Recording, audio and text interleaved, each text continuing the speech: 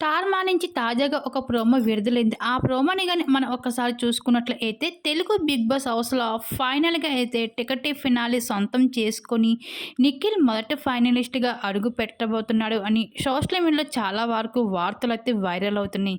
అయితే ఇందుకు గాను అయితే ఈరోజు శ్రీముఖి అయితే బిగ్ బాస్ హౌస్ లోపలికి ఎంట్రీ ఇచ్చి ఫైనల్ టాస్క్‌లో పెట్టబోతుంది. ఈ ముగ్గురికి రోహిణికి, అవినాష్‌కి, నిఖిల్‌కి. అయితే ఈ టాస్క్‌లో గెలిచిన వాళ్ళే టికెట్ ఫినాల్‌ని సొంతం చేసుకొని మొదటి ఫైనలిస్ట్‌గా అడుగు పెడతాడు బిగ్ బాస్ హౌస్‌లోకి. కానీ ఈరోజు పెట్టిన అన్ని టాస్క్‌లో కూడా అవినాషే విజేతగా నిలిచి మొదటి ఫైనలిస్ట్‌గా అడుగు పెట్టబోతున్నాడు. మరి సోషల్ మీడియాలో ఎందుకు వైరల్ అవుతున్నాయో తెలీదు గానీ 90% అయితే టికెట్ ఫినాలే సొంతం చేసుకోబోతున్నాడు అవినాష్. అయితే అవినాష్ ఈ వారం డేంజర్ జోన్‌లో నామినేషన్‌లో ఉండడం అయితే జరిగింది. ఒకవేళ ఎలిమినేషన్ అవుతే గనుక అవినాష్ ఈ టికెట్ ఫినాలే వేస్ట్ అవుతదని చెప్పుకోవచ్చు.